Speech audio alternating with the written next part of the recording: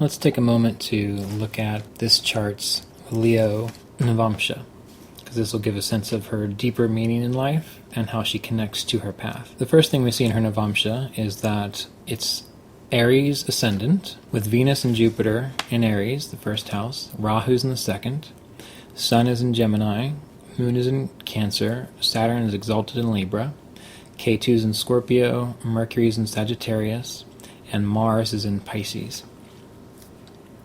Now, seeing Venus and Jupiter in the first house, this also speaks of a path of wisdom and a path of guidance, a path of being compassionate towards others, and also a path of bringing counsel.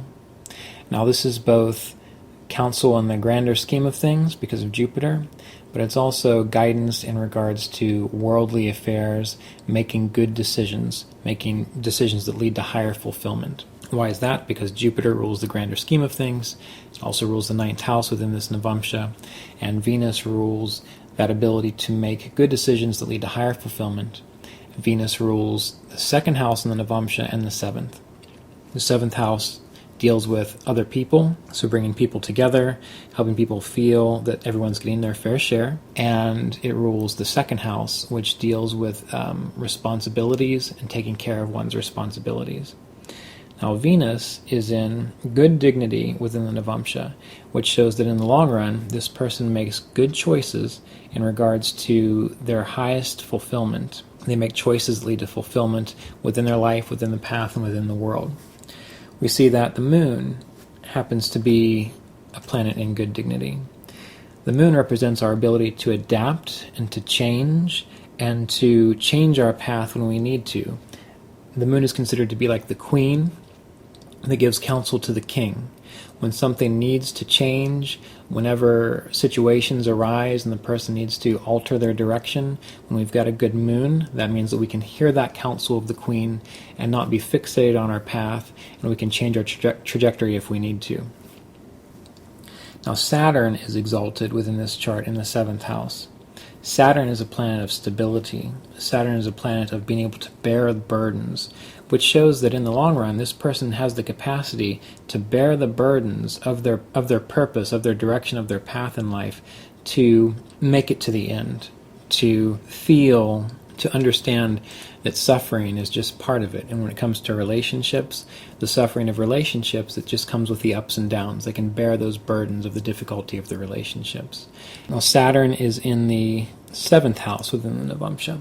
Saturn can give delays in relationships in this regard. It can also give relationships with older individuals. Saturn can also bring doubts to the person's path. And even though Saturn's exalted, in the long run, they're going to see that the path they're walking is worth it and should be endured. But Saturn being strong like this can give doubts. It can make a person feel like maybe it's not quite the right thing. So that'll come up. And this is primarily one of the reasons why this client contacted me. She was on a good trajectory, but she wanted to change. She felt a change was coming. She made that change, moving from the legal profession into more of a counseling-based, education-based profession, which is spoken to in her birth chart with that Jupiter and Sun in the ninth house. And what's kind of fascinating is that in the birth chart, Mars and Saturn are the planets in worst, well, the moon's kind of bad, but Mars and Saturn are in bad dignity. And these are the planets of grit, of personal effort. And what we can see is she has a lot of grace within her life with that Jupiter and Sun and Venus on the ascendant, aspecting the ascendant in the 10th house, which can show that probably a lot of the stuff that she's experienced, a lot of the positive things she's experienced has just come to her easily. And with Mars and Saturn not being in the best dignity, it can show a person who doesn't quite know when to act aggressively, when they need to put their nose to the grindstone and make something happen, or they might not necessarily have the drive or the motivation to do it. In the birth chart, when someone has a nice, strong Saturn and Mars, they can work hard, and they can get their hands dirty, and they can make things happen. So this is a good point to remember, because if we have lots of planets of grace, things just happen naturally. If we don't necessarily have very strong malefic planets within our chart, that's not really going to bring too many malefic things in our life. But when things do go bad, or when things do require a little more gumption and effort, and we have bad dignity malefic planets, then that can show that we're not able to muster up our courage, or we're not able to do what needs to be done those dirty things or those hard things that needs to be done to have success.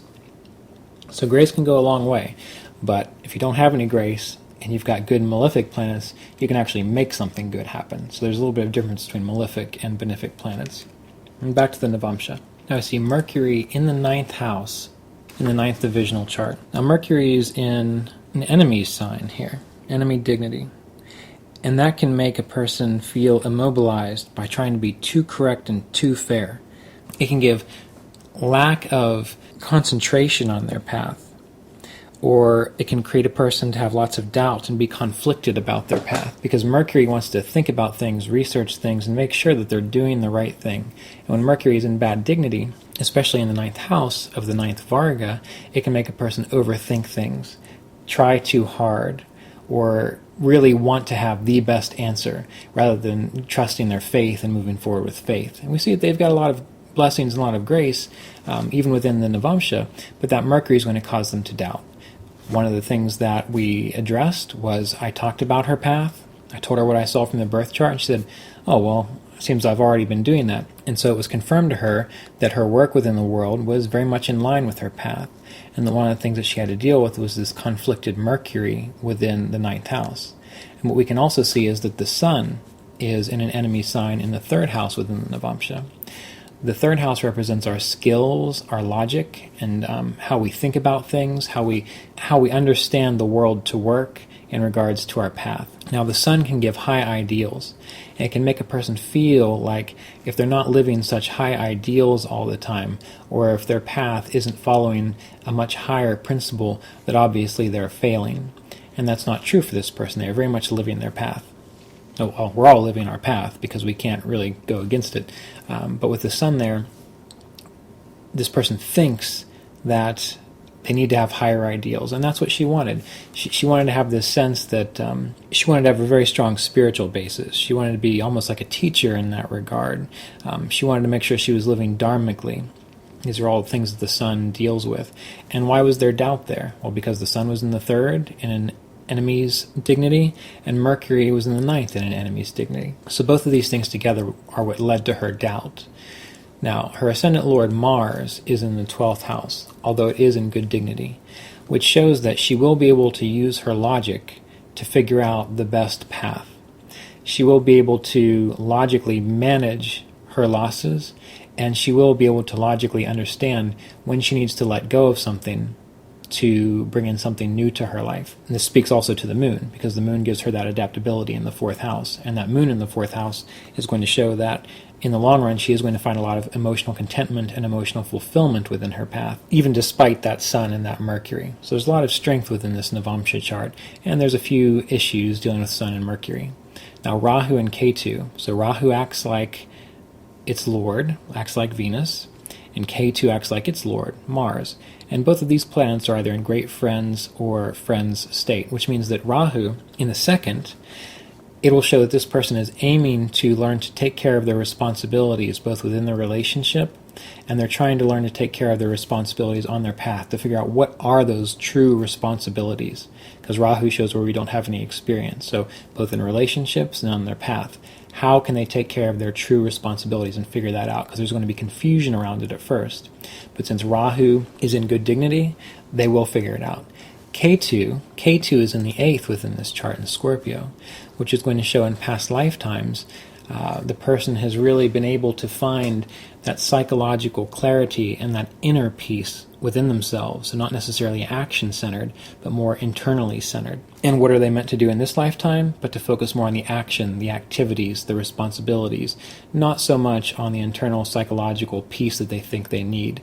Once they fulfill their responsibilities and they understand their responsibilities and they act in that way, free of their mind and that Mercury and that Sun causing confusion, then they're going to find that peace of the moon, and they're going to find that grace and blessings that Venus and Jupiter bring within the person. As far as relationships, the Saturn cycle looks like it will be a good time period for her in relationships. Why? Because Saturn is exalted. Particularly the Saturn-Venus period will be good, and the Saturn-Jupiter period will be good, and also the Saturn-Moon period, because these are all planets on angles and they're all planets in good dignity, and that's going to show when she's going to have good time periods for relationships. within her life, and that's going to show when she's going to make good choices in regards to her path within life as well. Aside from that, we also have to look at the Lajatati Avashtas within this person's chart. So going into the Saturn Dasha, which she's in, we have to see what planets are influencing Saturn. Saturn's being influenced by the Sun to 43 points, which is an enemy. The Sun is in an enemy state, so the Sun is not going to starve Saturn because it's not strong enough to starve Saturn. Saturn's exalted. The Moon is influencing Saturn to 25 points. The Moon is in its own home, which means that the Moon is going to give some starvation to Saturn. What does that mean? Well, basically, when the Moon starves Saturn, although we have to remember that Saturn is much stronger than the Moon, so this isn't going to be an overpowering Lajatati Avashta.